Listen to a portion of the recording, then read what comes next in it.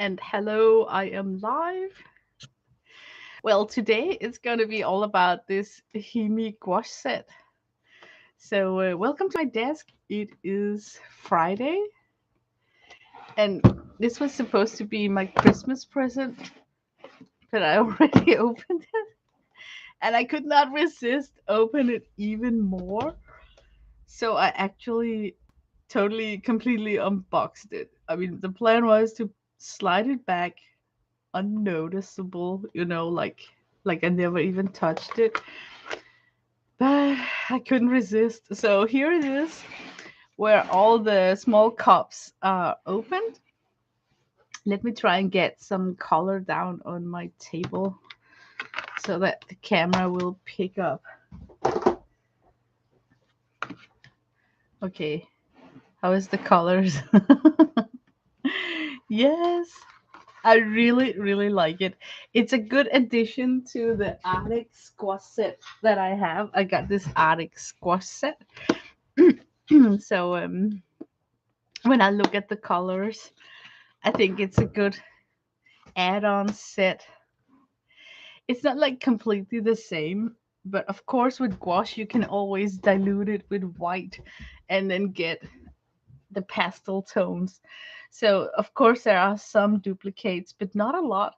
What I love about this set here is that it comes with the ochre because there's like no ochre here, and the ochre that I can create with this one is yeah, it's a little bit different to create a likable ochre from this set.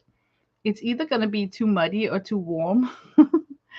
So, and I also like that bright pink, bright green, because this pastel green is a little bit too bright if you want to paint some foliage or something. So it comes up a little bit unnatural. So if you want to make something that's more realistic looking, then I I really like that light green right there. So yeah, but I already did swatch them out and try the brushes. And what to say is that the brushes will become contaminated. Like you can see, hi Gail. Like it's like white bristles, so they will be a little bit contaminated. But that was expected. Hi Gail, I'm going through my new gouache set right here from HIMI. So I'm just comparing it with my existing Arctic squash, and I think that the cups are exactly the same size. So let me see if I can pick up a cup here that's not too messy. So let's say that I wanted to swap around. Yeah, look.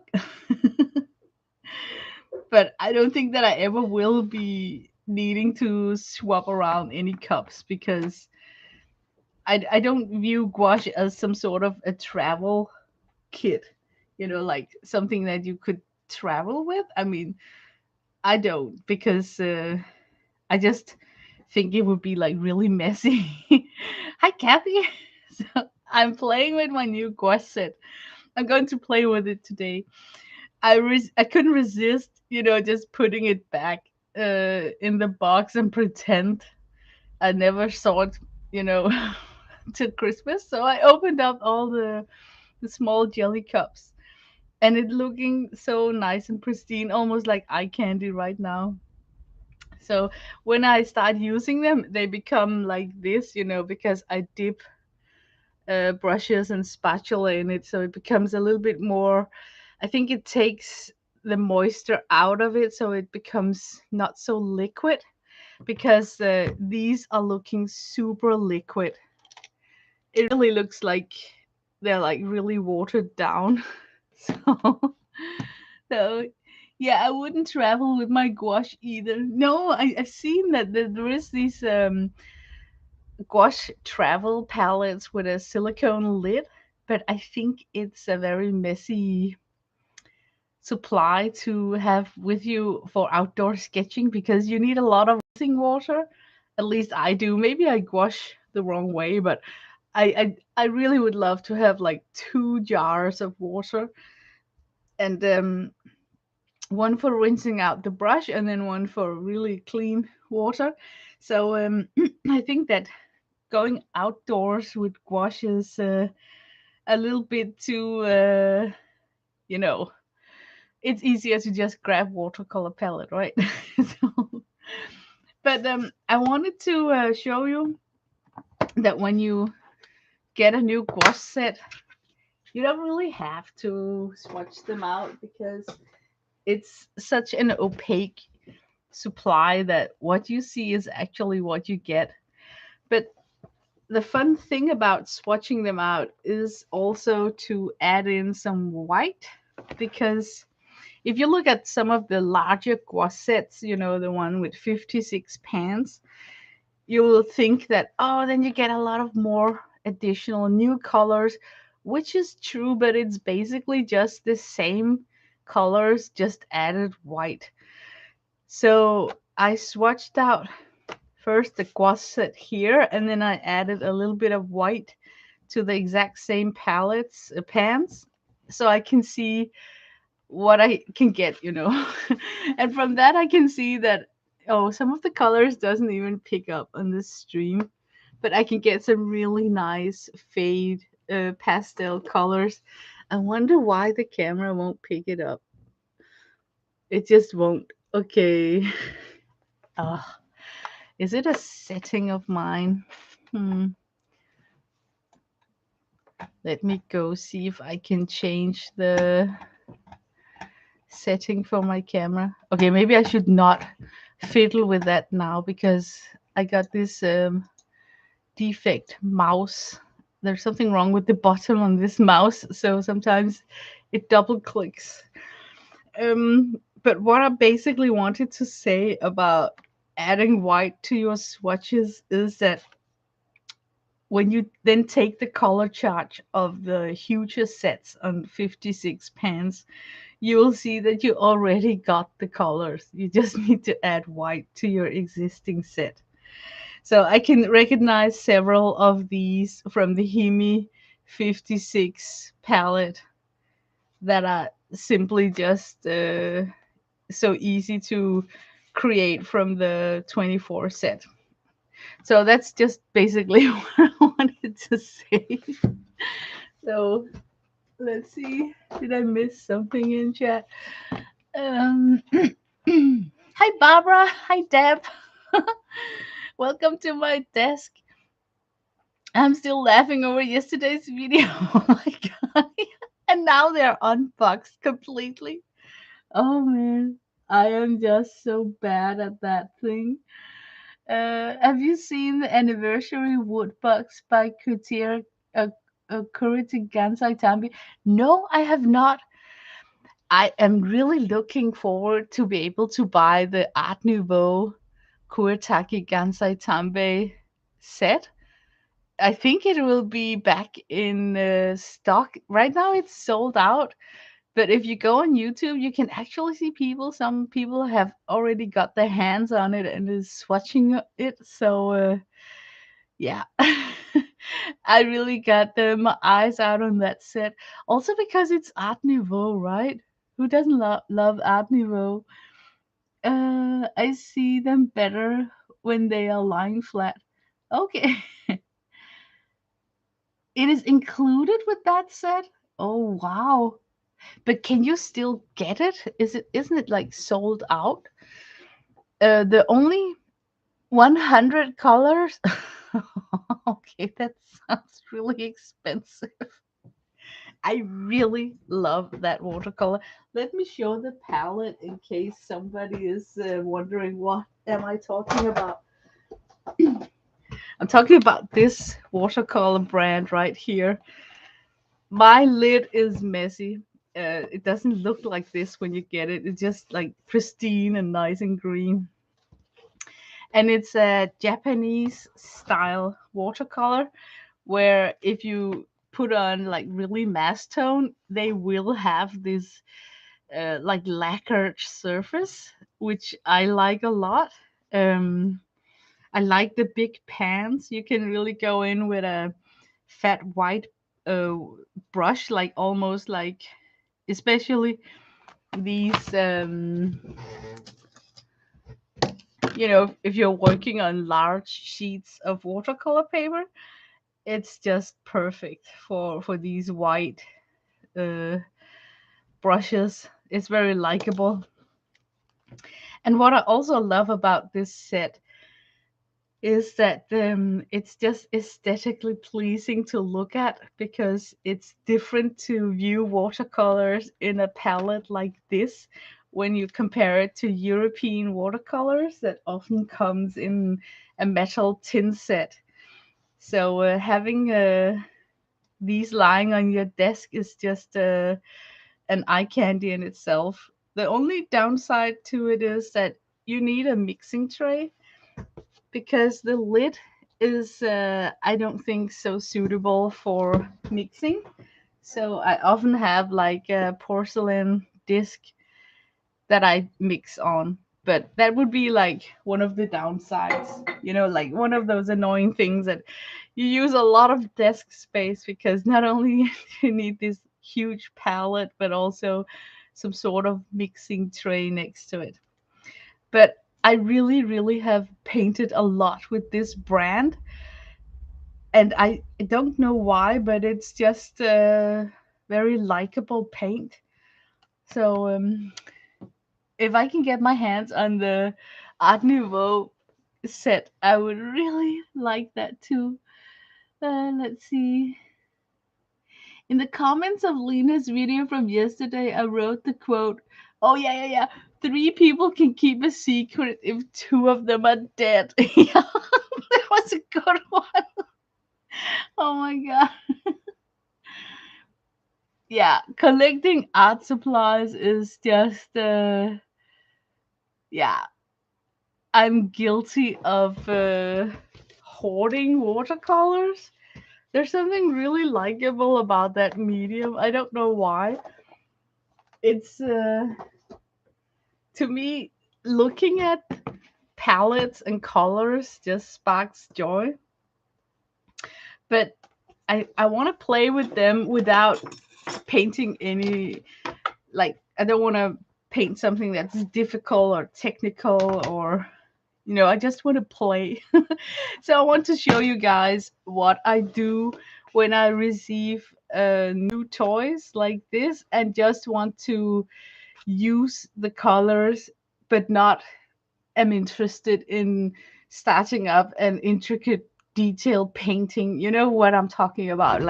You basically just want to kind of swatch with it, get the feel of how liquid and creamy are they. You just want to get the feel of them. So instead of wasting paper, I'm just drawing squares with swatches. You want to lay them on top of each other. That's also how you learn how opaque they really are when you're laying a lighter color on top of a darker one. So one of the tricks that you can do that doesn't really take a lot of effort is to make fishes. This is an example of that, where you simply just take a generic shape, give it a black background, and then you kind of swatch your colors inside that generic shape. And if you keep one shape for the whole sheet, it will actually look pretty. So instead of just wasting 2 pages of paper on something that you think is not likable in a sketchbook, for instance. Like, I want to try these gouache paints in this particular sketchbook, and I don't want to create just some crazy swatch sheets that I'm gonna hate. So I think if I made fishes on this page spread, that I would enjoy looking at it even after when it's done. So let's just do that and then try and use up this funky Christmas. I found this roll of Christmas washi tape, but I don't know if it's getting old. It's just getting annoying. You can't really peel it off without it's like shredding. So I was thinking, oh, please, if I could use it up for this. play session right here, it still would have had some sort of purpose. Oh, if I just roll it out gently. But basically, what I do is that I work with a template, and this is my template, and then I just make a lot of fishes, and then have fun layering down the colors on top of each other, testing out what I want to test with the paper, and the product. And then because I have done these sheets before, I know that I can combine them with stickles and Posca pens and do a lot of extra mark making. So sometimes you sit at your creative space and want to do something, but only have like 15 minutes before you have to go make dinner or another thing where you have to leave. And you don't want to waste those 15 minutes. Then it's cool to have those play sheets that you can pull out and then just sit and doodle and make mark making with a Posca pen or what you decide to do. You can just keep on adding on those. I want to call them fish drawings. So, let's see. I love how you found logical reason why you had to open up the box. Oh man. I barely could sleep that night. I was thinking because what I did not want to do was to open up the Amazon page and see what was inside that kit because it would like ruin the surprise, right? So I was trying to memorize what exactly was inside that kit because I knew that I only had focus on that bag of white gouache that I need, but I couldn't recall the colors of the cups in the HIMI set. So I just knew that, oh my god, I can't wait until Christmas. I just knew that I would like today take the lid off the jelly cups and then just start using it. But now my problem is that I still need to find this gift that I'm supposed to buy. And I think it's a cool idea, that my hubby, he said, why don't you just go get something that can be my Christmas gift for you because you seem to have a wish list that he knows nothing about, which is true. um, and I would hate to see that he just blew off like money on something in a Sephora or something where I could, for the same amount of money, get some art supplies that really would have sparked joy. So I get the logic in buying my own Christmas gift. Okay, I got like one fish in this um center of the page. Don't know how that's gonna look in the end.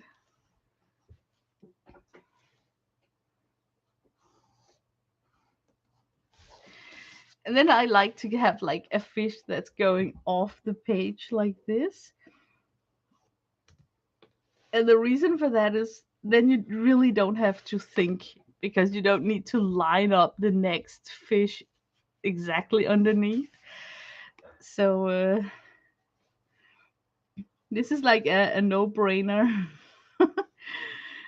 But hopefully I will almost be covering these two pages before this stream ends so you can kind of see that there is some beauty in this um, monotone. um, is there a name for this when you're drawing the multiple items of the same shape on one page? I bet that there is a name for it. I think it gives me this abstract feeling when I look at it from a distance because I just suddenly see the colors more.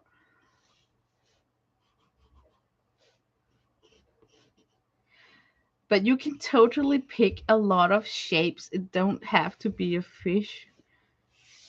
It can be lips or eyes. Oh my god, how spooky would this be with eyes? Maybe just to test it out. I think we're gonna make eyes here in the center of the fishes.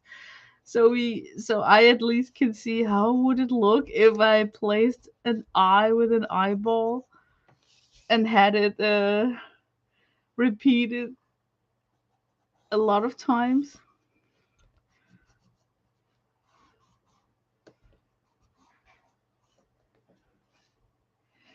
But sometimes I think we all just need that. Can we call it like the no brainer art page? Where you simply just want to sit down and don't have to think, don't have to pick a reference photo, and know that you're gonna make something where you're not gonna hit yourself in the head afterwards thinking that, oh, it doesn't look like I anticipated, and there is an area that you are focused on because you messed up. I often get that if I want to just draw a face, for instance. I'm never really satisfied with the outcome. So when I'm making these pages where I am copying the same shape throughout the whole sheet, I can feel that I'm not annoyed when I look at it afterwards. There's not a single thing that I would focus on thinking that I wish I made a different decision, or I regret um, selection of color, or so. It's just crazy how I found this relaxing tool and then totally adapted it into something therapeutic. And now the fun thing with this palette is, of course, I could dilute a lot of them with white, but I just want to see how the real tones are. So it's going to be easy because now I just have to dip inside this convenient mixed pan. But the fun thing is that if you want to exercise, let's say you did this with watercolor, then you could play with a lot of mixes. You could take like 3 pans and mix different shades, only working with those 3 colors, and see what you get. So that's also how you can play with a setup like this. Okay, I need to get situated here. I got, I need some water.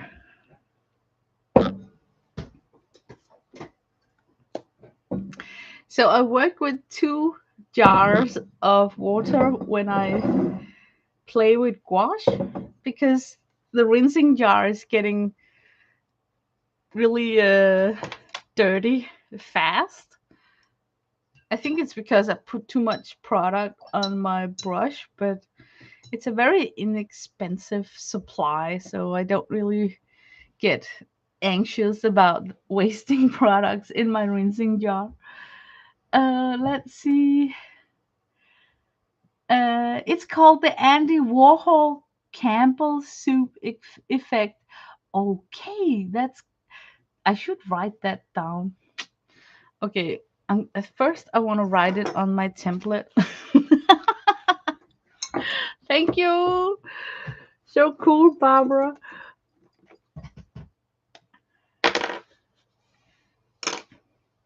Oh, can you believe it? I can no longer bend my this finger to write with.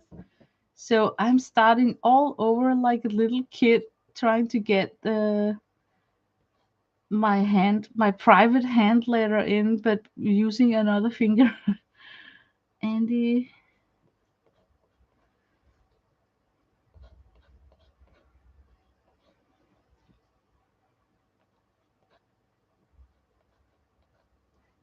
Warhol. I'm gonna look it up. I'm gonna look it up when the stream ends and see some of his artwork with this. Awesome, awesome.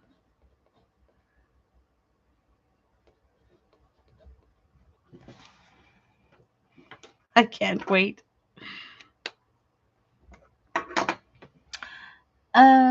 I found a word of it. Tessellation. Wow. I'm gonna write that down too. I really would like to see other artists approach in this style.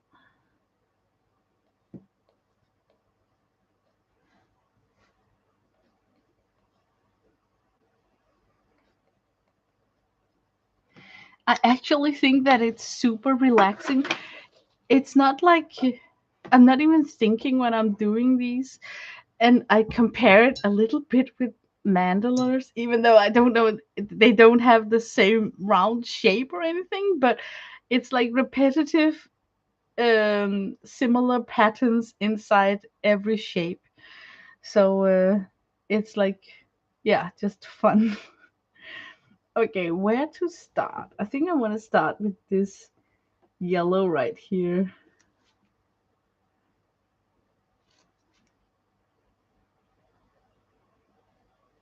Oh, I think the HIMI gouache is very creamy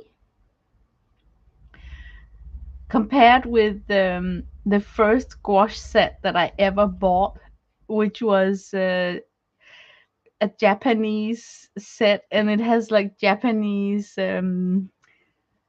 letters on the palette. So I can't really say or tell what brand name it is, but it was a set that I found on Amazon, and it has like the most annoying lid ever. The lid does not close, and it's just so pleasing for me to have this Himi gouache set where the lid is snapping with a firm closure. So I feel that even if I dropped it on the floor, that it wouldn't come undone. Maybe I should dig out that old gouache set that I have to show what I'm talking about. Let's see.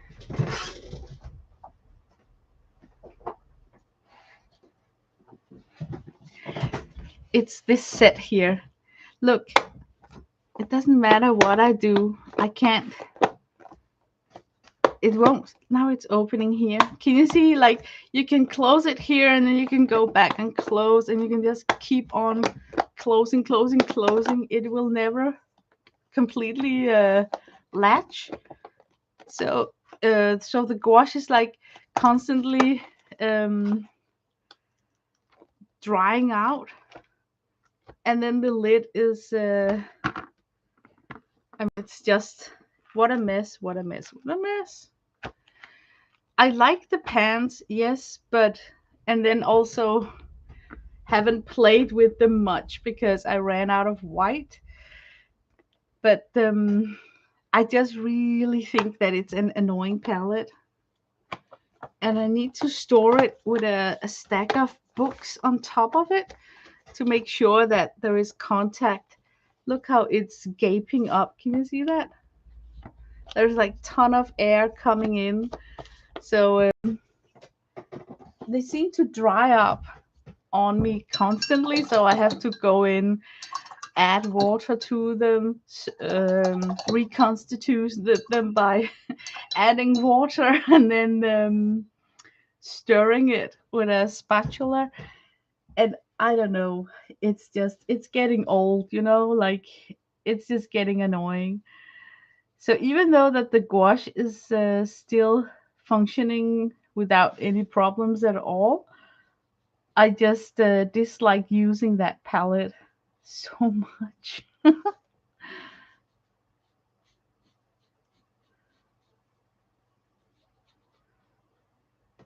Oh, this is a beautiful color when it's diluted very much with water. So let me try and work some more with this, just with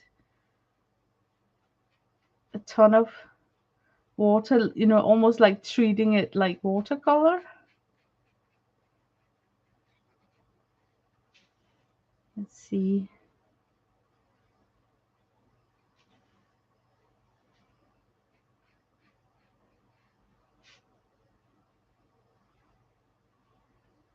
Yeah, that's very likable.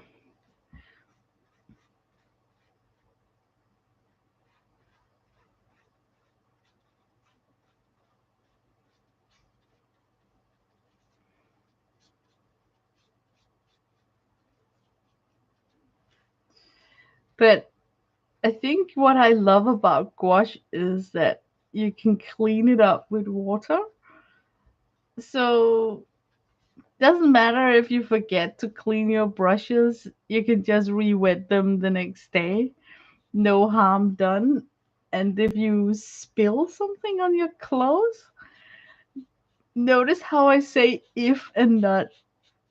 I should say like when and not if. That was what I wanted to say. When you get something on your clothes, it just rinse out in the washing machine. I'm actually wearing my art hoodie.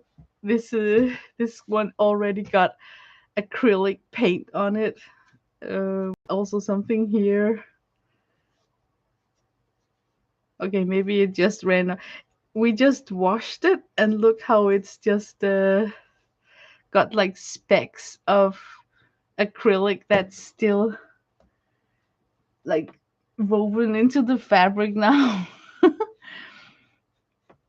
And I'm so tired of having to transform a lot of my clothes, especially my blouses and the shirts, into art shirts because I spilled on it. So working with water soluble supply is very relaxing for me because I know I don't mess up my clothes, or if I spill on the carpet, it's okay. I can just clean it up with a damp cloth.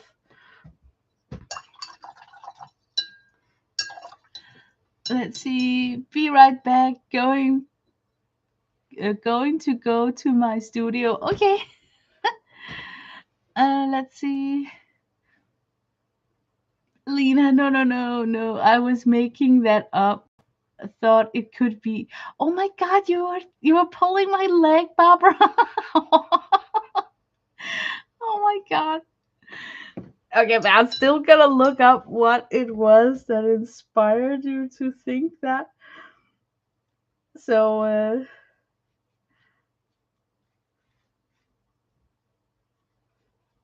but I definitely think that as a poster, if you want to create a giant poster for your art space, you can use this technique where you take a shape and then simply just multiply it as many times as there's room for, and then do a lot of doodling and Poshka pen work and all that jazz. You could actually make like an art supply poster where you try to include as many different kind of art supplies that you like to work with on that poster. So it just become this personal piece of artwork understood only by you because it's some sort of a piece of paper that reminds you of your art supply. I mean, that would be something that, that I would do. Sounds crazy enough. So, normally when you mix red with green, that it's like complementary color, you get like brownish tones. But that's why I am teasing it and overlapping it here. I'm just actually testing what's going on with the when you overlap them. Let's get some of this blue up here. Oh, it's beautiful. It's like I think if you put a lot of white into this, you can get a teal, but I think the camera doesn't really pick it up.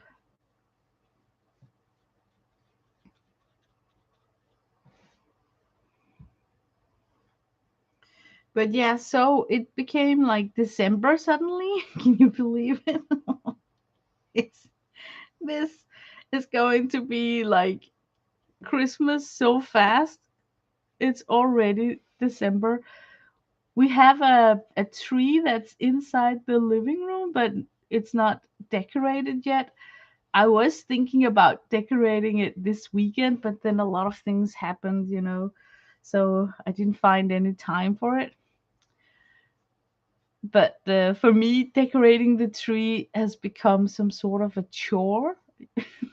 It's not like anybody else in this family is standing in line to decorate the tree, which is a shame because we do love it when it's done, but it has just become a chore suddenly.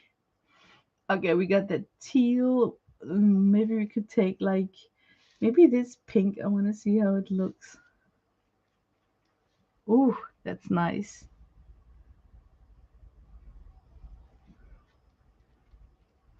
It's like a true pink. I got a pink that I made myself, and it's a little bit not pink pink. So this is a better pink version.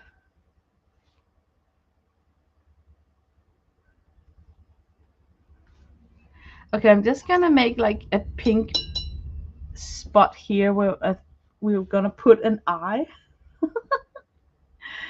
Oh, I love that idea. Should we go to the tail also? Okay, maybe just the belly should be pink.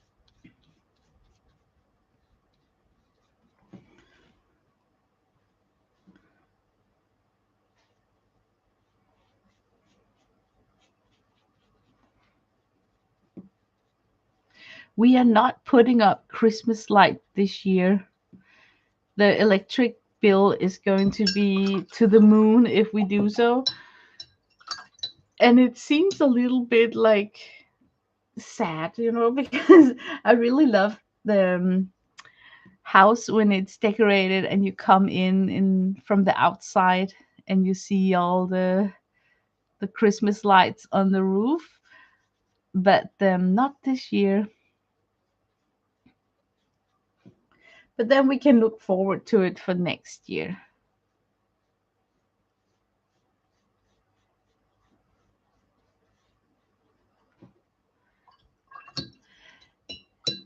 Hi, Barbara Clark. Hey, Miss Lena. So on Christmas Day, you're gonna act surprised when you open a messy open tray of guavas. I actually confessed to my hobby, but only because he was actually making a remark about you are particularly happy today, and I'm like, yes, I am. And then I confessed why I was so cheerful. Oh Lord. I'm just such a big kid when it comes to presents. Oh, it isn't it just the best in the world?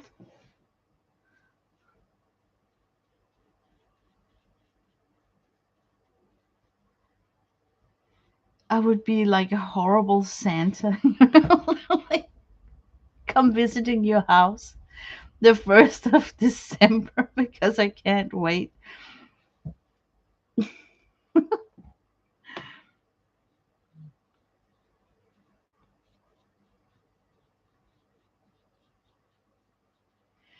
Yeah, I really like this HIMI gouache. It's very creamy, creamy, creamy.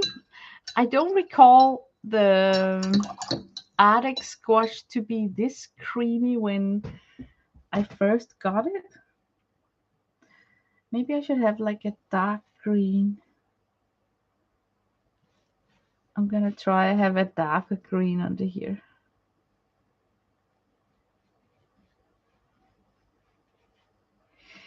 I would actually say that this Himi gouache is so creamy that you almost right now don't need more than a damp brush, and then just dip it into a little bit of water to get it going for a long time. Where with the Arctic squash, I feel that I constantly have to work on the consistency of the gouache. Either it's too thick or it's too thin. Um, Also, need to think about which brush I'm gonna work with because it matters with the Arctic squash. But here, I think it's so smooth that I probably could use any kind of brush and don't be annoyed. But maybe it's because it's new and it's moist still. Let's return in the new year and then see if that was the case. That there really is a performance difference in spick and spank new reopened gouache pans, or if they kind of settle in with time. I simply know too little about this supply to have any opinion about that.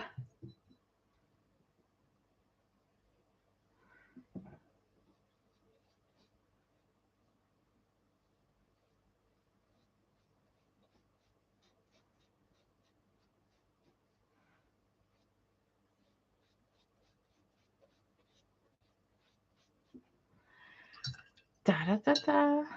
I know there is like an ugly stage to everything, and so with this one.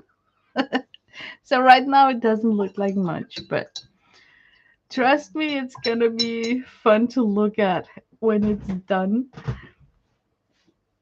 Here it could be funny to have some dark red on the bottom and then maybe carry on. Now I have to think. I think here I want to go like light green on the top.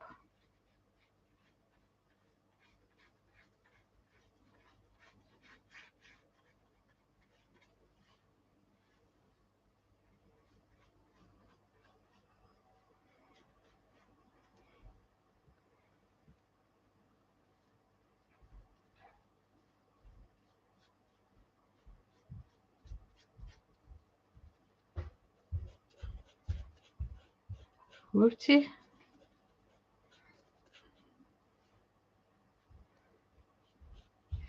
I'm totally avoiding those earth tones. It's just I just like the brightness of the bright colors. And I'm planning on giving myself a black background to make these bright colors pop.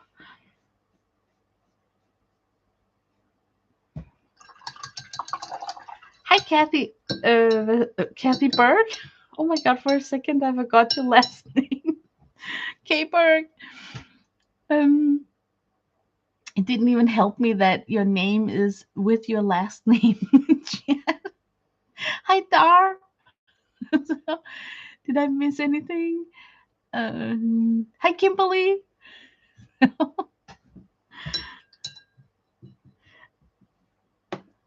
I'm sorry. I'm super distracted today. It's just been like a really difficult day at work. You know, one of those days where everything is different from when you last used it. Like suddenly the printer got different settings and you don't even know why because you did not change anything, and things the stapler is running out of staples and you can't find your scissors. Like it's been one of those days today at work. Like nothing really worked outside in my office. So, but we have had some hectic days with the Black Friday sale. Oh my god. So I think that's why. I mean, I used up all the tape in the rollers and all the staples, and so I'm a totally like empty brained right now.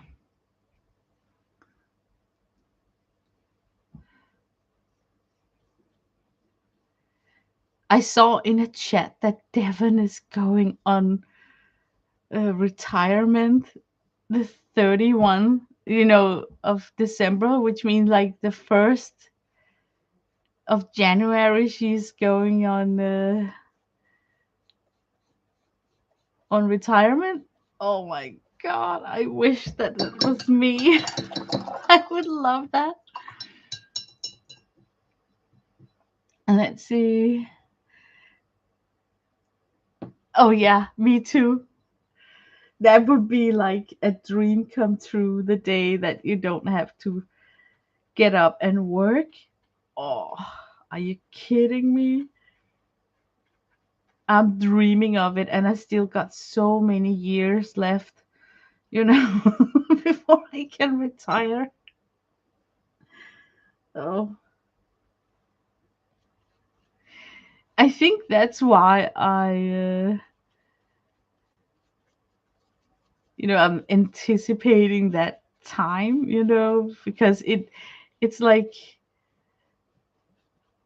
when you're have running your own business, you always have something over your head, like either you have to do the taxes, or like you're never like really off work. So when some of your employees are leaving Friday afternoon, they don't have to think about anything until Monday morning, but when you're owning your own business, you don't reset your mind like that. It's constantly on your mind.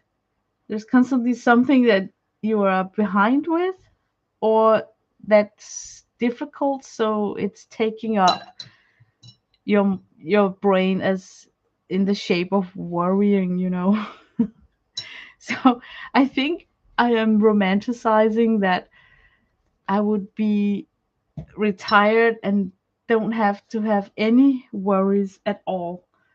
But then I know that little things becomes complicated, like, I don't know, government letters, or like there's always something that you feel is complicated.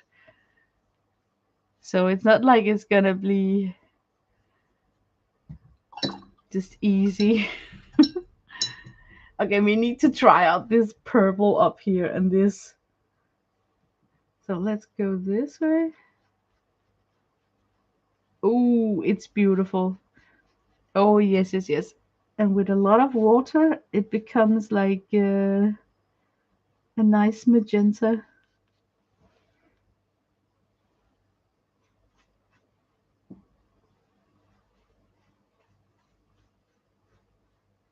Oh my god, it's so beautiful to paint with. Yeah, super likable pan right here. Got that freshness of summer. Imagine if I could paint flowers. This would definitely be a go-to pan.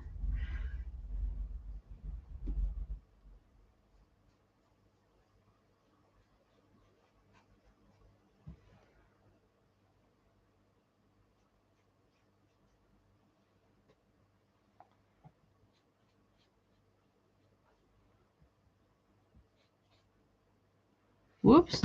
I can see that the washi is. Whoops. Okay, I definitely want to be using this purple on the bottom down here.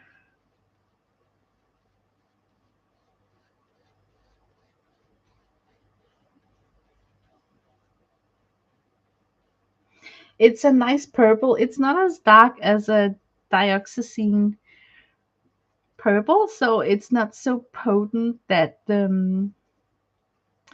sometimes it's frustrating if you got like a really strong and potent purple, because you barely have to dip your tip of your brush in the pan, and then you often put on too much pigment on your brush, and then it's become difficult to go directly from pan to paper. All the wise guys says that you need to never go directly from pan to paper. a dioxazine purple is a good example of why. Also, sometimes Prussian blue can also be so strong and potent that it lands dark on your page. You need to dilute it before hitting your paper. But this is so nicely blend that it's not annoying to work with directly from pan to paper. Oh, this light blue here is nice.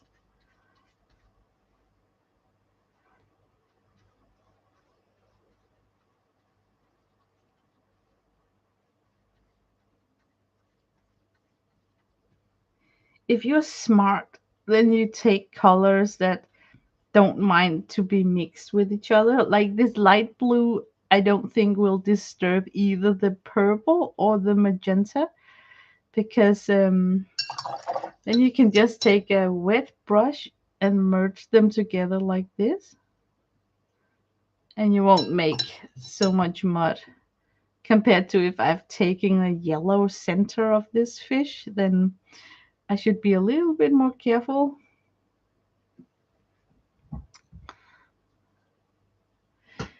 Viva Margarita.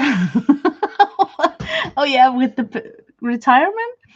Does anyone know the name of the Pantone color of the year? It is kind of magenta or purple or red. I saw it, but I didn't see the name. No, no. Okay, that's the name of the Pantone color. I thought that Dar was just yelling out "Viva Margarita" because I was talking about going on a retirement. It could be. It could have been.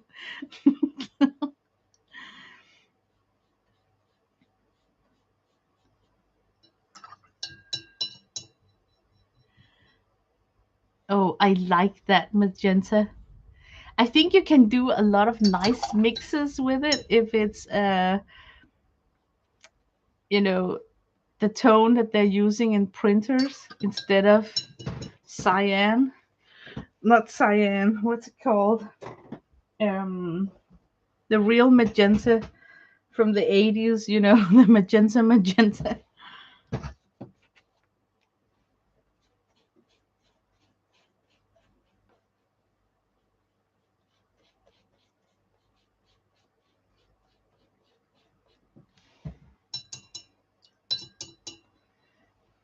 Okay, so far I know that this sheet is looking crazy, but we're just building it up.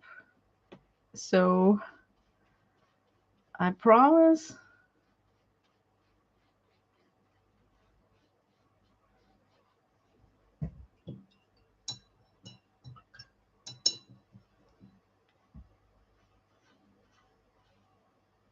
Yeah, it mixes nice. This opaque gouache.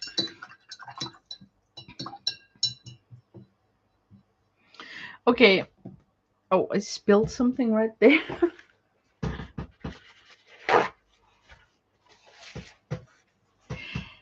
Now I'm gonna let this dry so it just settles.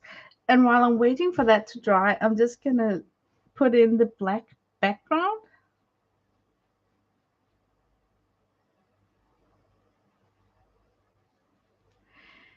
And I don't care if it doesn't get like saturated black. So I like to use a lot of liquid when I'm putting in the background because it just makes it faster. I think it's tedious to do the background, especially imagine I've seen people like to do like black backgrounds in coloring book pages and all that.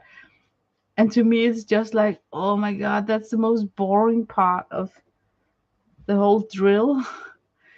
And I kind of feel the same with this. So what I do is that I concentrate on doing it black on the edges, and then when I get somehow into the middle of this page, I start mixing in some Prussian blue, and then getting a little bit more watery wash so that the overview will be a black background but with a little bit of color shift in the center, if it makes sense.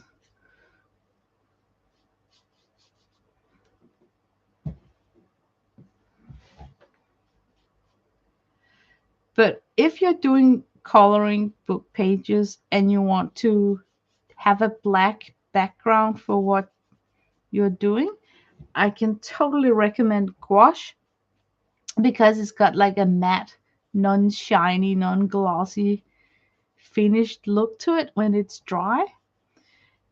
And it's very rare that you get transitions. You know, sometimes if you're using watercolor, you can actually see your strokes.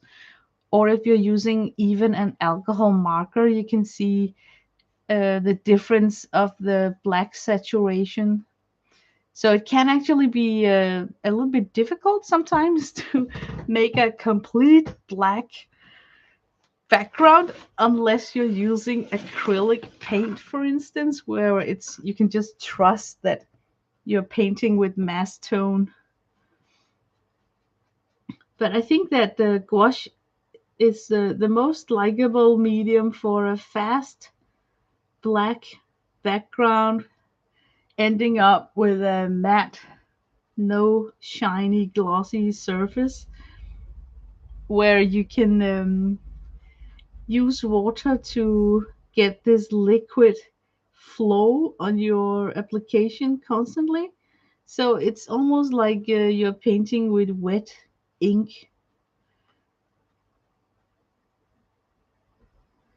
I have tried to ink with black ink a background, and it was just as difficult as doing it with watercolor or an alcohol marker.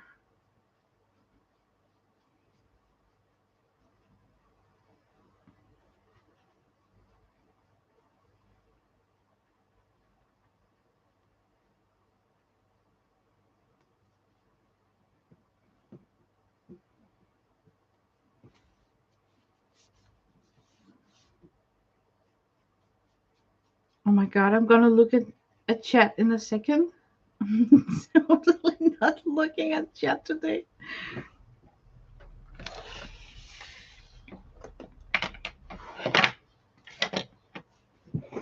You don't have to worry about the edge, you know, when you stopped, because you just need a wet brush and you can soften up an abrupt stop edge like this so you won't have an overlap if it dries up. That's one of the cool things about this media compared to, for instance, if this was watercolor, I would be totally stressed out leaving so many hard edges because I know that I would have to struggle to blur them, fade them out, and make them blend with the new application.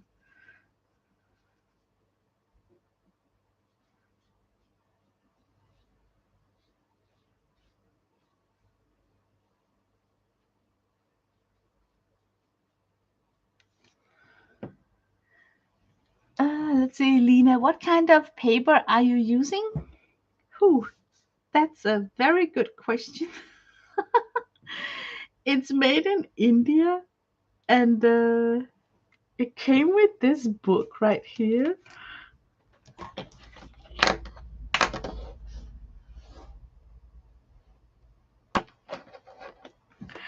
So it's a leather, and it's real leather. I think it's like goat leather or camel leather or something. It's a leather bound journal that I bought on Amazon, made in India. So it could be everything from shredded t-shirts mixed with wood pulp. It's definitely not 100% cotton paper, and it's got this annoying thirsty texture to it. So if you use a fountain pen on top of this paper, it will drink up the ink. It's so thirsty. So even when I'm working with a better quality of watercolor, I can just see it suck up the pigments. So I need sometimes double coats of watercolor to get the effect that I'm used to on cotton paper. So this kind of sketchbook is perfect for your Prima watercolors. Um, don't use it for alcohol markers or fountain pen or your expensive watercolor. It's perfect for gouache. And it's perfect, of course, for any kind of acrylic, whether you are starting up gessoing the pages, because it's got this nice texture. So it does not look like a canvas, but it looks like a very fine woven textile. So when you work on top of this with a thin layer of acrylic where you still can see the paper texture underneath it, it really looks beautiful. But I think it's a very generic style of paper that you often see in these leather bound notebooks that you can buy from India. It's like it's the same paper manufacturer. It's very soft, so it rarely buckles on me, which I think is very likable. Let's see. Da, don't give away your secret powers. Let me see what Da wrote. Viva Margarita. Let's see. I think my Poe journal has similar paper. Yeah, it is like this. Let me find some other journals.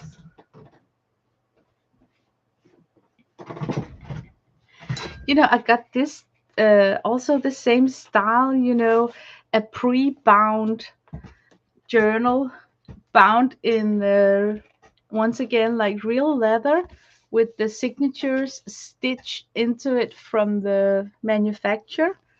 Came with these signatures. There's like a little bit clumsy and bulky, but let me see if I can find something where I worked with a thin layer of acrylic where you really can see what I'm talking about. Will it show? Will it show? Can you see how even though it's paper, it could look like a canvas because of the paper texture? Maybe it's easier here. That's really likable. So I can highly recommend it for light acrylic washes.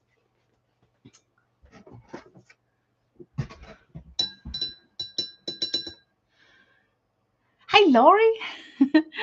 Just popping in to ask to check your Instagram message when you get a chance. Oh, I will. Thank you, Lori. Okay, a confession. I have not been on Instagram for a long time. Oh my god, this is so embarrassing. Somehow I got locked out, and then I realized that I'm locking in with my Facebook, and I completely forgot my Facebook password. I don't think that I have used that login for a month, maybe years. I don't know. Facebook is always on. You know what I mean? Like, I have never logged into my Facebook the past year. So I am procrastinating logging into my Instagram. And then I did a browser cleanup. And I think that's why I locked myself out of my Instagram. So I don't really know what to do. But strangely enough, I'm still logged on Facebook. So I think I just have to change my password to Facebook, and then I would have my password to Instagram, but I'm not sure because what if the Instagram recall my last password? So I'm not sure if I can. I don't know. I have to ponder about it before I make a move. So, but what I'm doing here is that I'm putting in just hints of Prussian blue in a mass tone. It's just to make it a little bit more exciting, so it won't be like completely black background.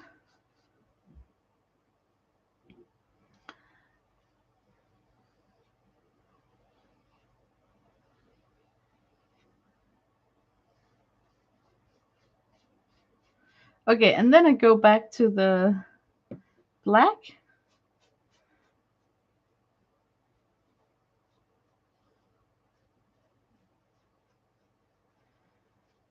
And then if you add a lot of water, I will try and exaggerate it here so it might become more visual.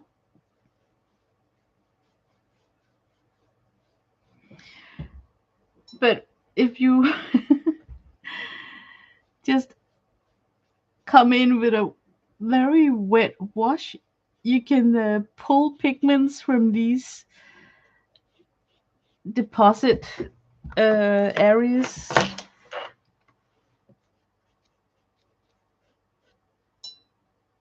and somehow get a background that is not like totally black, but have like hints of places where the background turns into this Prussian blue. I think it's just gonna lighten up the impression. But sure, if you are like totally OCD, this would really bother you. You know, like you would really get annoyed that it's not a complete black background. And if it annoys you that much, so when you are finished with this page spread and all you can focus on is that you don't have an even black background, then you need to go back and just add in the black background because that's not the purpose of this drill right here.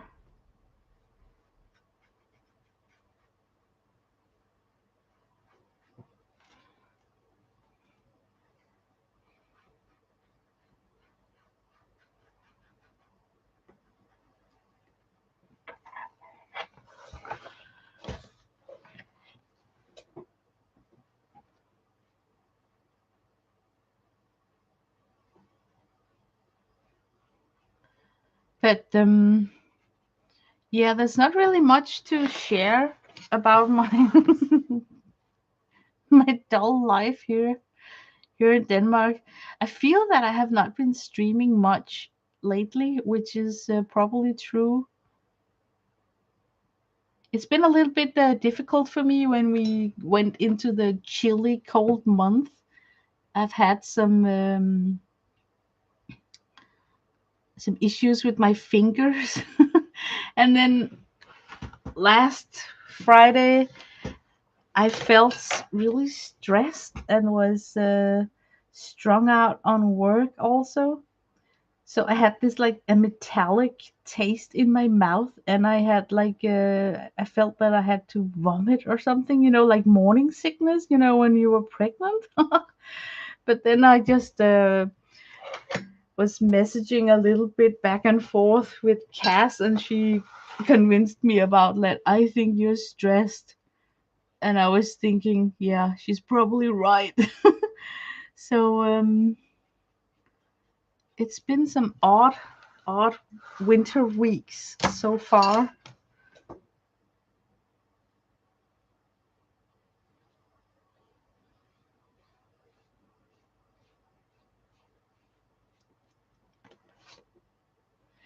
But I think things are going to lighten up, especially with the economy. I think the 14th of December There's going to be adjustment to the inflation rate, especially in the US. And I think that's going to lighten up this mood that we have in Europe about the financial situation. For some reason, it bothers me this year a ton. I am not um, that kind of person otherwise. I keep updated, but it's not like it's bothering me. But this year, I've been having a lot of focus on the inflation and prices and fearing the worst. Yeah, like really worried. But I think right now it seems like things are turning into a positive note, beginning from was it yesterday that it was announced that the inflation rate is going to be reduced from 7 points down to about 2 points in the US, starting about the 14th of December. And that really had a good effect on the stock prices. So I took that as some sort of a relief. I was so happy when I read it because I was thinking, yeah, it's going to be brighter, like things are going to lighten up.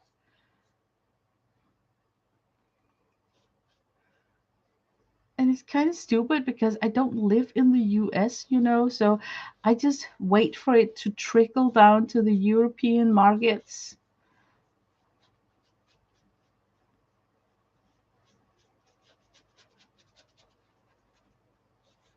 Okay, oh my God, now I'm getting sloppy. Can you know what I mean? Like when you're getting you just want to get done with this background. Well, Lena, I was just listening to the financial news, and it doesn't look that good as far as the inflation rate decreasing anytime soon. But I hope you're right. Oh, I think it is. They're gonna loosening it up, Gail.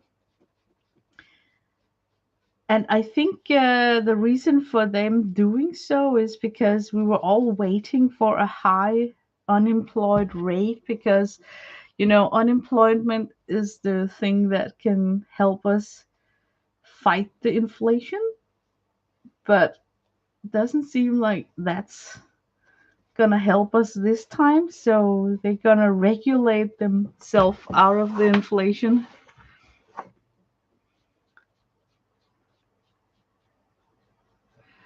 Okay, here you might see it. I told you that I was going to exaggerate it here with the water, but I think it's visual for even the camera that you got like this very dark frame and then you got this bright area here. So maybe I should try and do more bright over here, for instance.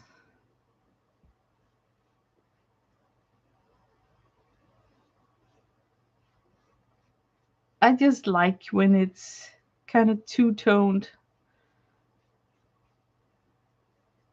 almost by accident, so it looks like it's just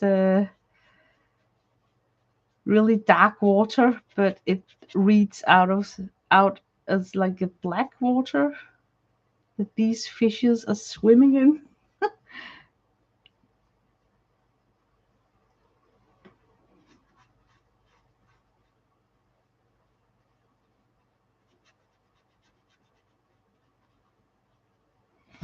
So I'm trying with the water to not rinse my brush too much, so I get this mix of the Prussian blue and a very light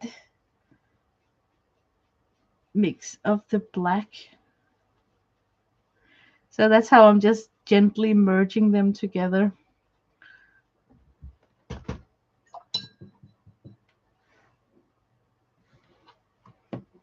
Okay, soon we are done with the background.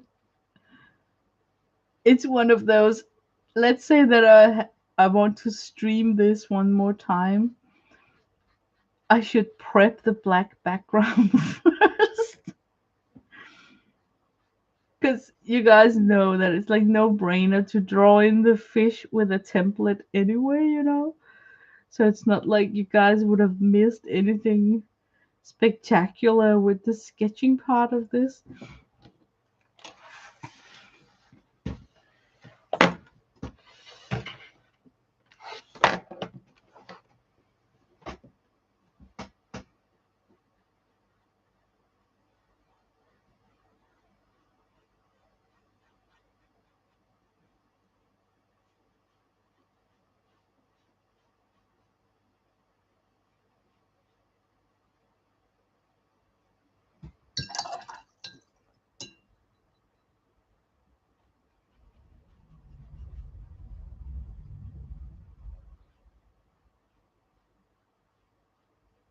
Okay, the last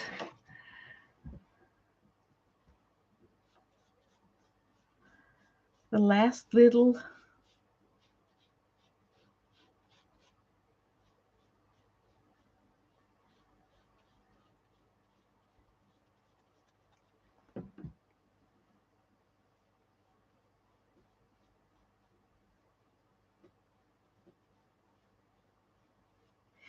I like the black in gouache to be store bought. I think when I mix my own black in gouache, that it's never really like lamp black. It's never really that dark. You can get a really nice pre-mixed black in the gouache sets that I think is like that infinite dark black.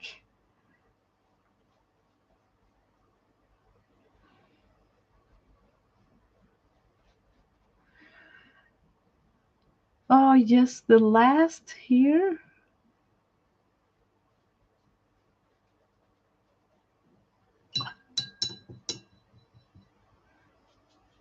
Okay, super. Now it's done. It's a little bit tedious. Now I want to hit it with a heat gun, and then the fun part can begin. I think I should dig out some of my sheets of these fishes so you get an idea of where this could be heading. So let me hit this with a heat gun just a little bit.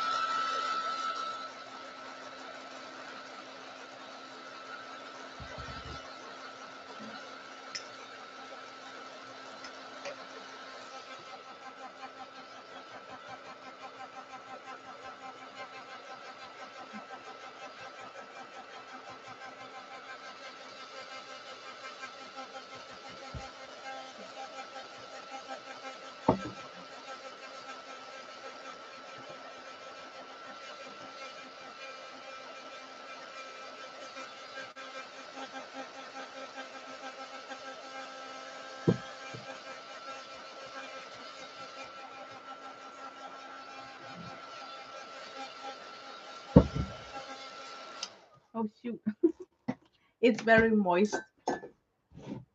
I'm just gonna pour myself a cup of tea. I need both hands. Let's see. But I basically just want to not have it like soaking wet. I think I'm gonna pull out some of the sheets that I have worked on so you can get an idea.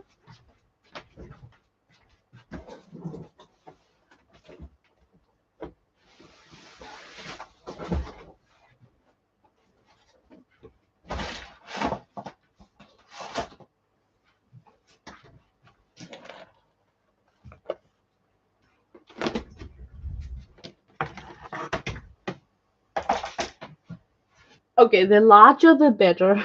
For some reason, size matters in this style here.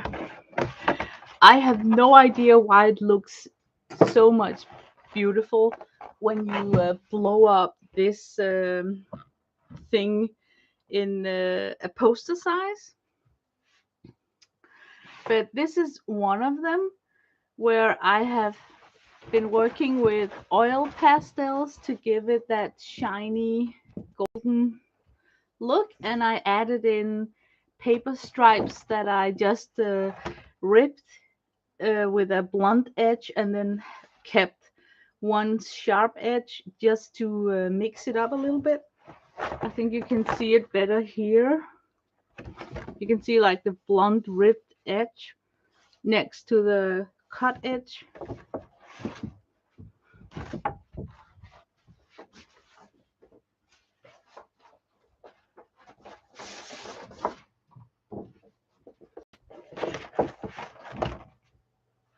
This is a dark background, but once again with sort of Prussian blue lightness just to lighten it up a bit. So it mingles between like really dark background to a little bit more lightened up background. And here I am doing a lot of mark making with oil pastels and gouache. And I'm basically using oil pastel on top of the finished gouache fish because it just lays so nice. It's both medias are opaque, so the freshness of the colors will stand out.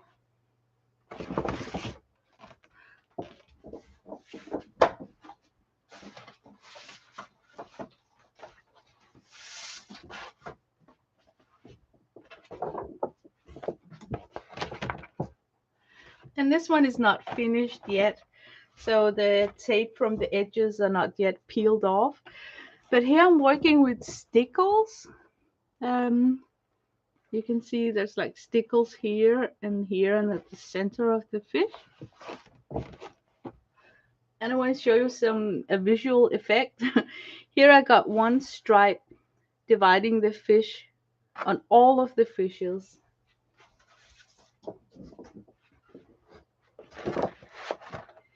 Here I got 3 strokes and 1 stroke to divide the fishes. And if you do something with symmetry, like you repeat that on all your shape, it will create a visual effect that will kind of collect the whole sheet as something that's like one whole unit. So I think that's what helps you to be able to use a lot of colors, because you're repeating the pattern. It's a lot of repetition, but it's very relaxing to work like this.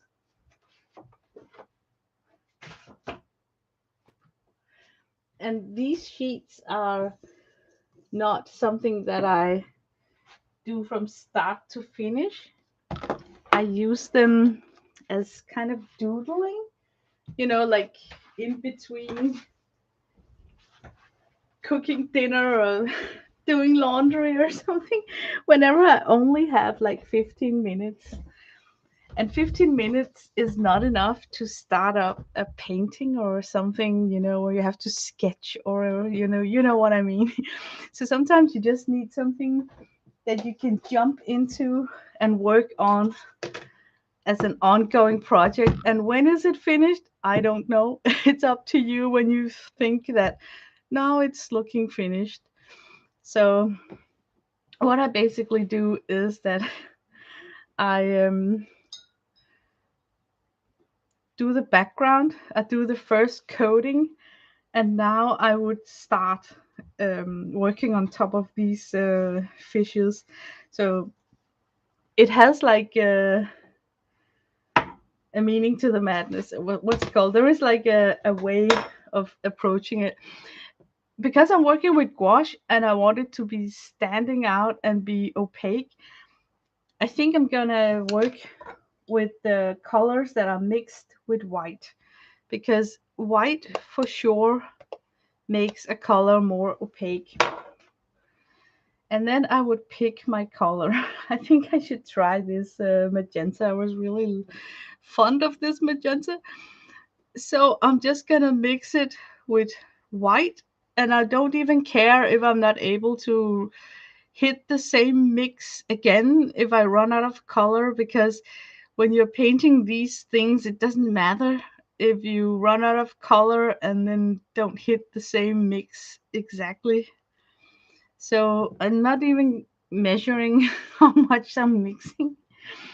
And let's say that I wanted to just add the same stroke to all of them. I could start with marking out the head, for instance, here.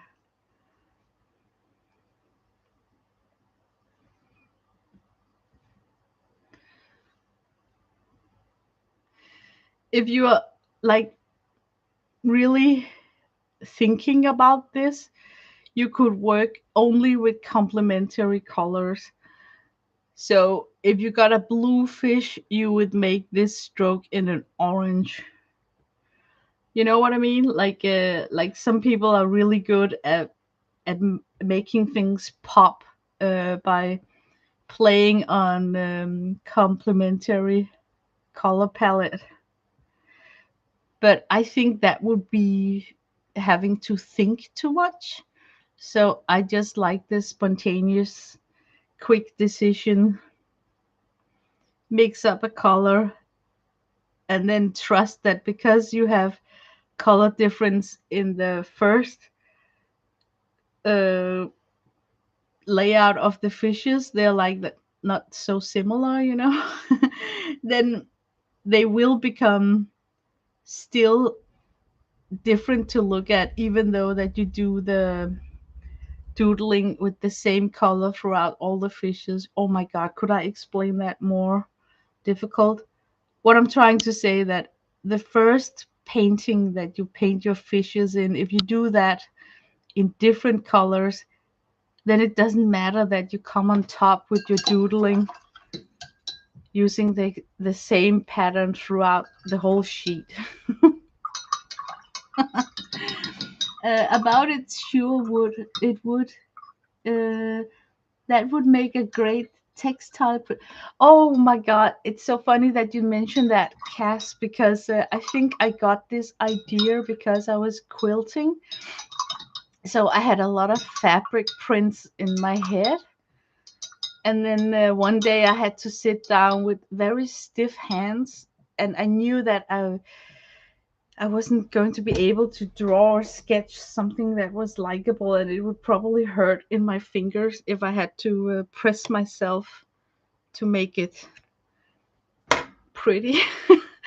So I just spontaneously sat down and then did a repetitive fish pattern because I just wanted to use color that day, you know. And that's actually how it started right after I was having a quilting session.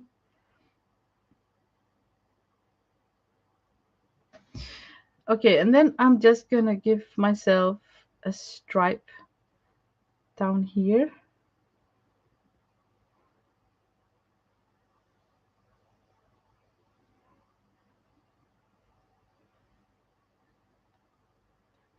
But I have to say that it sparks joy.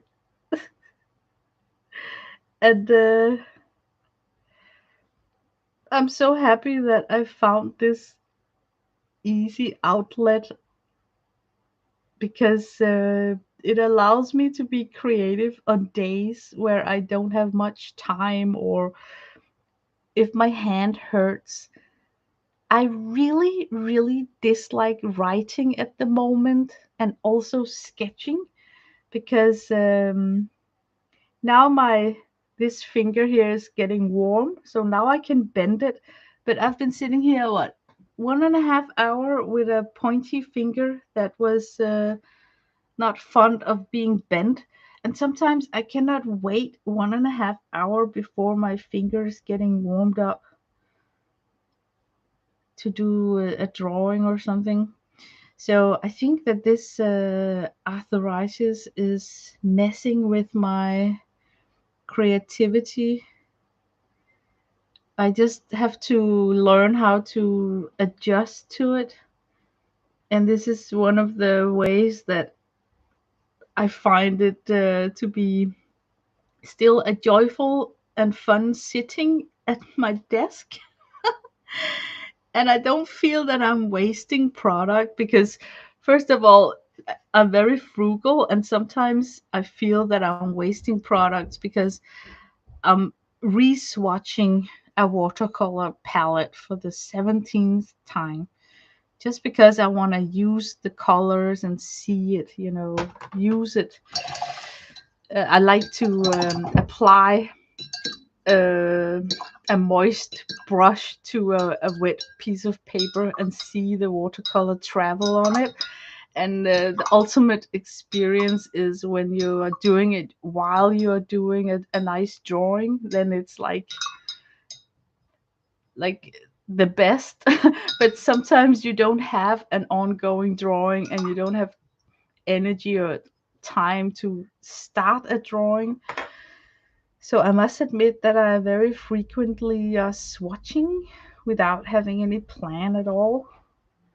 And I feel when I'm doing that I'm wasting my paper and my product. But I feel with this drill that I'm doing right here that it's not a waste. It's going to be a page spread that I would enjoy looking at even when it's done. So it's not going to be a page spread that I will skip when I flip through my journal. Ooh, I like this a lot. It's like a salmon. That's nice. Okay, so what if we use that salmon to do some dots?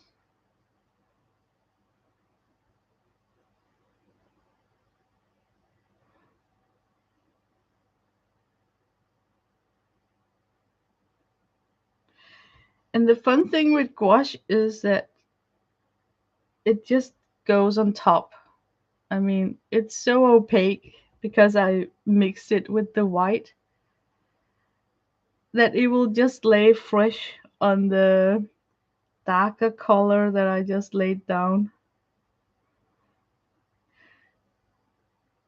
And I think maybe it's just me, but I think gouache dry fairly quick compared to other things. So I don't have issues with applying it to an area that I just painted. But I don't know if it's the brand of gouache or if it's gouache quality in general. And I don't experience lift off like sometimes if you're working with acrylic and it doesn't dry completely, you can sort of lift off.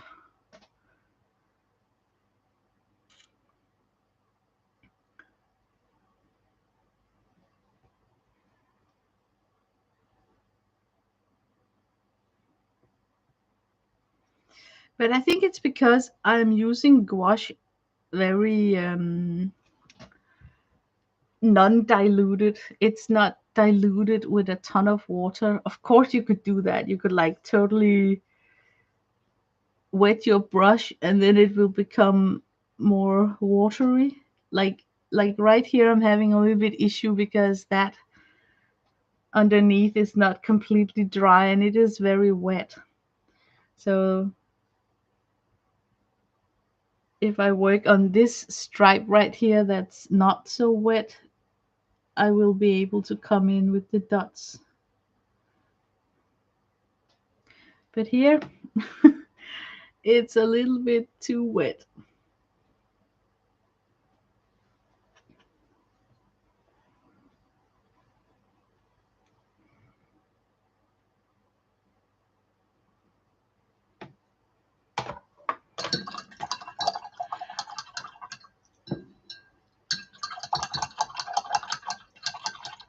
Let's see. Yes, it makes me happy, Gail. It's a little bit great. Doesn't take much, does it? Let's see. I began having trigger fingers on my right, oh no, dominant hand. Now I know more than ever what you feel, what you create is impressive. Oh, thank you. Oh, Deb. Trigger fingers. It's when they're like locked like this. Oh my god, that's the worst. I okay, confession. You might not want to hear this. I wake up with so stiff fingers and they're often clutched like this for some reason, and then I can't do like this. So I call them my claws. And the worst is if I wake up because a postman is ringing on my door because I'm not able to open my door. You know, I'm not even able to jump out of bed and then just put on some clothes or pants because I can't pull up. Um, so that's the worst thing. I never thought that these hand issues would be such a problem. I mean, if I had to pick an issue, I would think that bad knees, where you're not able to walk or something, would be like um, an obstacle that's gonna make your day very difficult. I never imagined that stiff hands could be handicapping you in so many ways. Everything from I can no longer just go to the shower directly when I wake up. I need to wait about 40 minutes because I need my hands to warm up. Otherwise, I cannot get undressed or dressed or and sometimes I don't have 40 minutes, so I put my hands under warm water and just defrost them so they don't become a claw. It is so strange.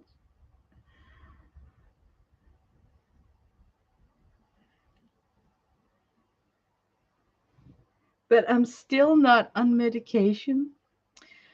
I remember when I received medication, it disappeared after 3 weeks. Then I could really feel an improvement. But then, I got liver issues. So I know that it's an option. So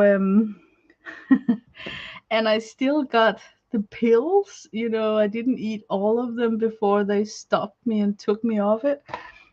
But I find comfort knowing that if I ever had a vacation that I needed to go to where I didn't want to be bothered by being sick, I could always get better in 2 weeks by taking those pills. So there is a comfort, you know. Let's see. Guess when we use our hands, we are likely to have these troubles. I wake up with frozen fingers too. Oh no. Yes.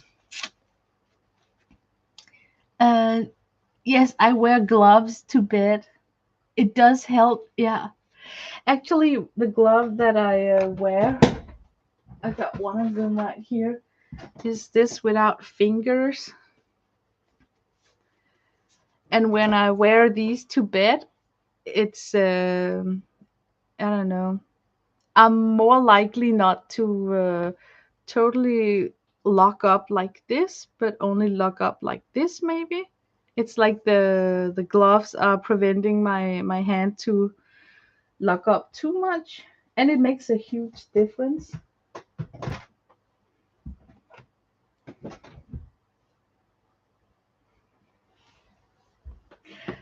But I have to admit, I think it does not help at all that it's so cold right now.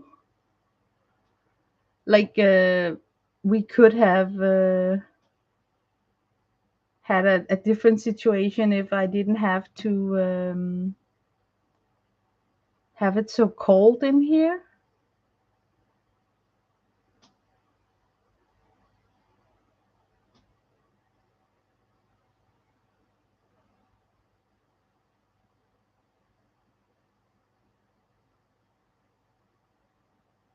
Okay, now totally quiet. Suddenly it's difficult to make a straight line.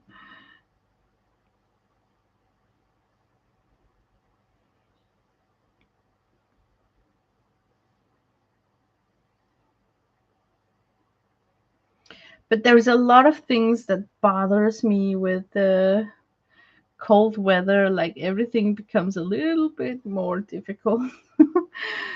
So I often think back on summer and realize, man, I had it so good this summer, you know? Like, yeah, summer was good.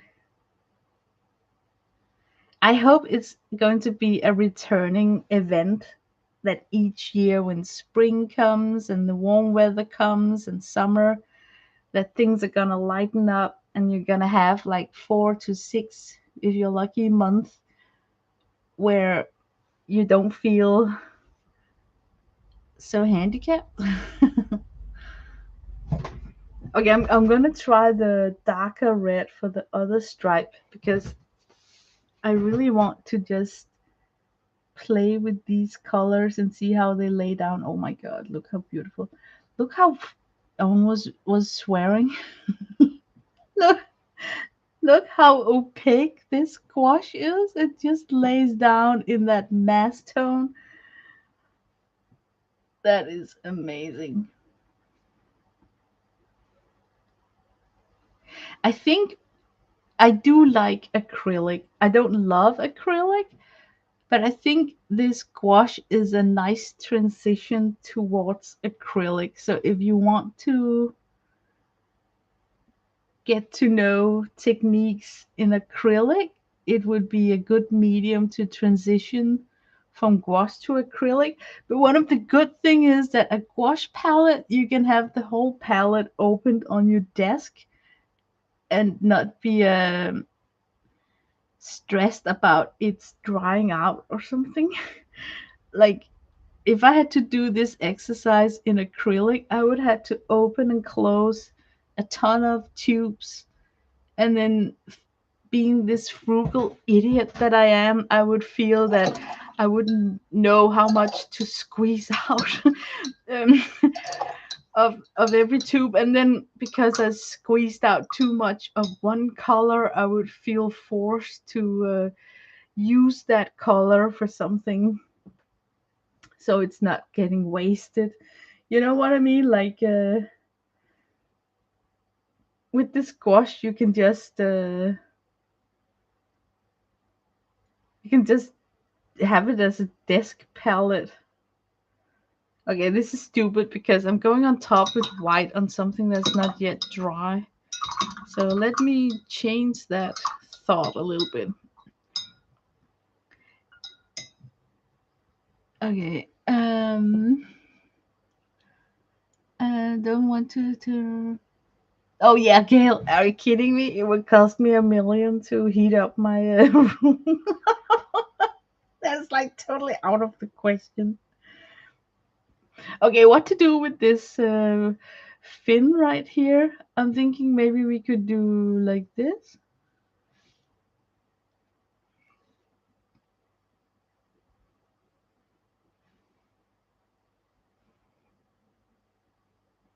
But don't feel sorry for me. I really had an excellent Black Friday sale. Oh my god. I have to swear now, I worked my tits off this Black Friday week. We deliberately gave such a huge discount just in order to collect as much money as possible. And we actually managed to pull it off. So now on my bank account, I was able to give myself an extra salary this month. So I know that when January comes, I got the money for the gas bill. Can you believe it? Oh my God. We are so relieved in our end. There are so many families struggling with, still, some took a loan to pay their last gas bill, and we all know that next bill is coming in January. So it's going to be Merry Christmas for us because now I feel that we can enter the Christmas holiday without uh, being stressed about, like spending money that we might not have, and then regret when the gas bill comes in January. So now we got it covered.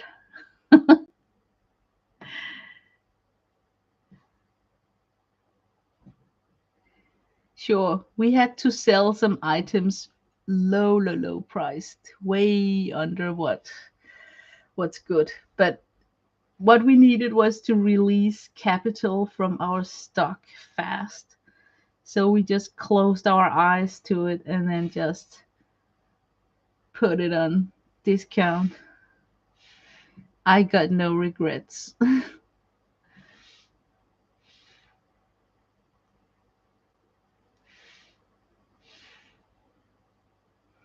This is like so much. If you love Posca pens, this is just screaming for a ton of mark making. If you have like the different sizes of Posca pens with thicker nibs, it could be so fun to do mark making like this. Let me get in the black for the eye so it begin to look like an eye.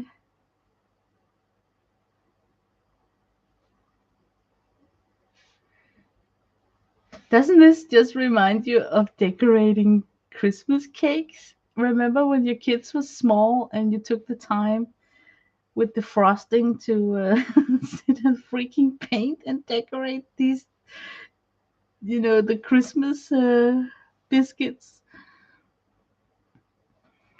The black like really pops. So I think I'm gonna do some black here.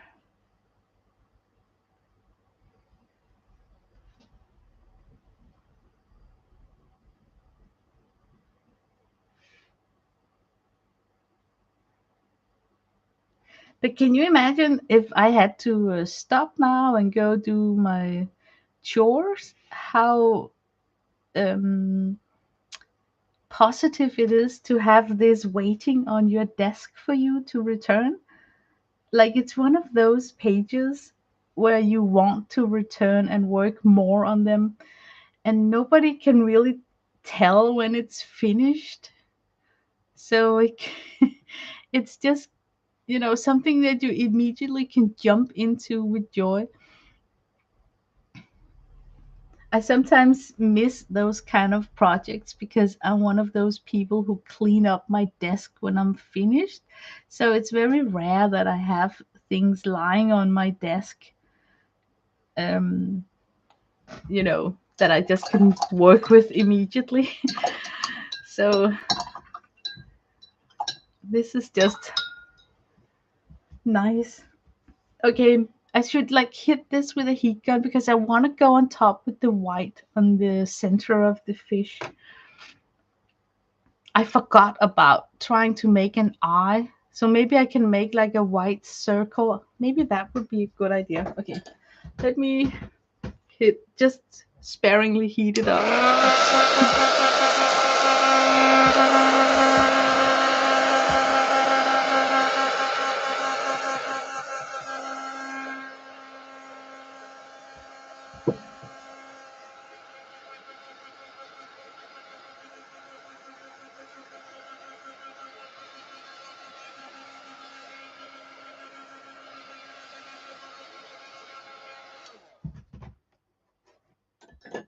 I'm thinking that I could actually already by now take off the masking tape because I don't think that I will work with the edges.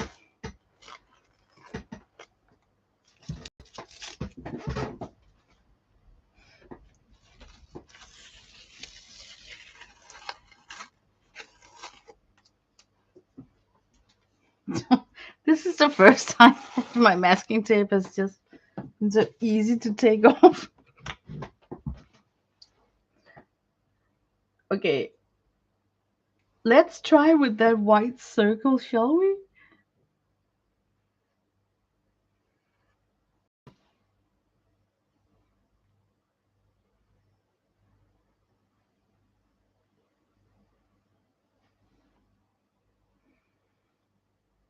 Yeah, maybe it's easier to do it with a pen instead of a brush, but I'm gonna give it a try.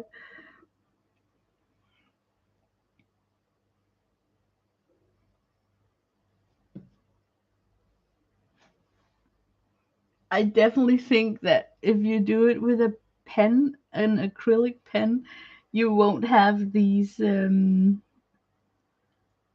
dry brushed look that I'm getting.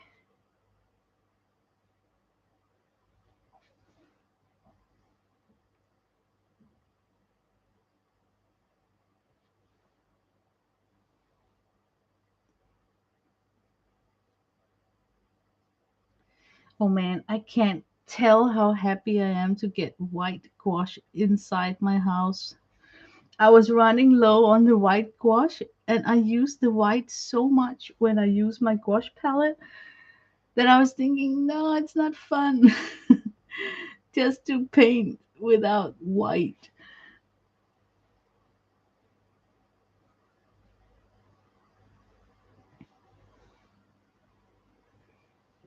Okay, I'm gonna flip it so I don't put my arm into it.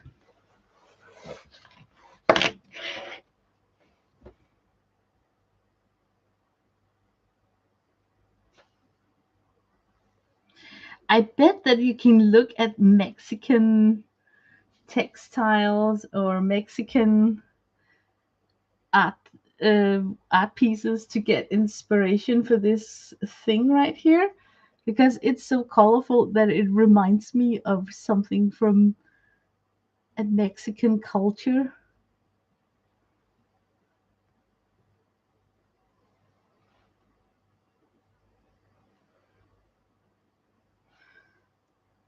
So, so if you don't want to draw fishes, you probably could draw. Don't they have like a pinata llama? Okay, this looks wet. I can see on the glossy shine from the gouache that some of this is not dried yet. So I wouldn't go on top of it when it's still wet. Maybe I can. Like, I'm just gonna try and see if I can make a circle without hitting the wet gouache. There. Lucky. Oh, let me see chat. Lena, this is beautiful. Oh, thank you. I'm sorry for. I'm gonna go back after the stream and read the chat. I'm so behind. You're talking about how chilly it is. We got frost here today. You know, you wake up and you see the lawn got that white frost on top of it. I always feel so sorry for the birds. So, but it made that funny noise when you walked outside of it. You know, that squishy noise. Okay, this um, purple would be awesome up here somehow. So I think I'm gonna do like a purple dot inside that circle that's a little bit big. Maybe I can just be messy with it.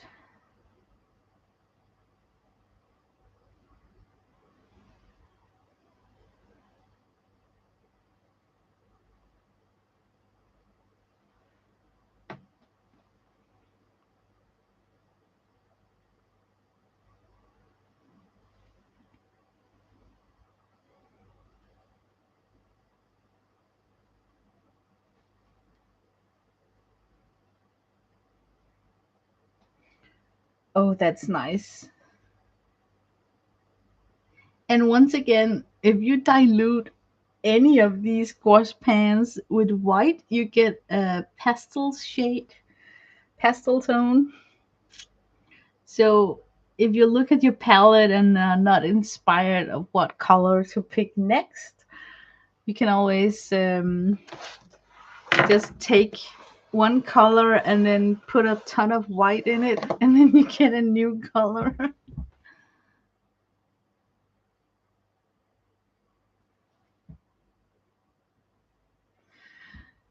But notice how I'm staying out of all those earth tone, the ochre, the burnt sienna.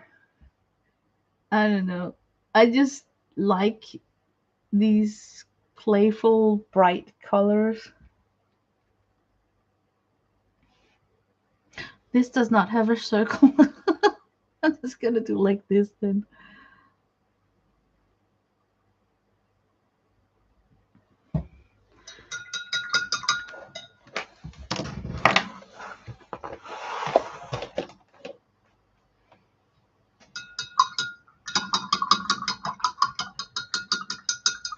This looks fabulous upside down or right side up.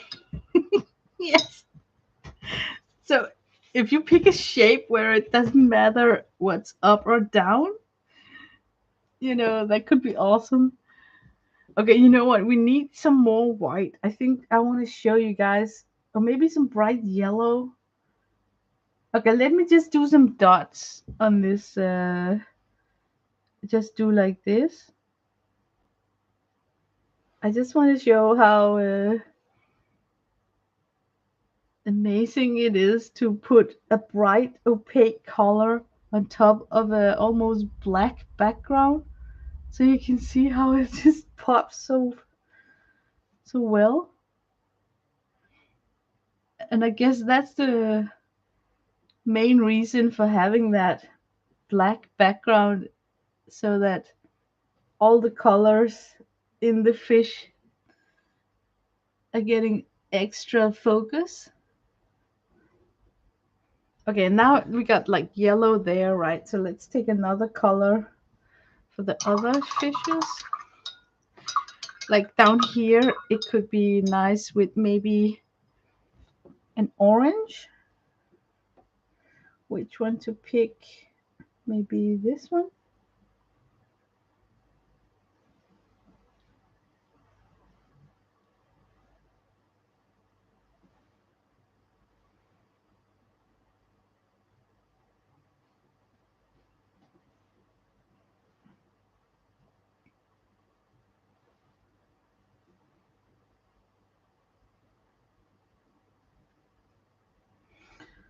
But sure, it does look a little bit like fabric.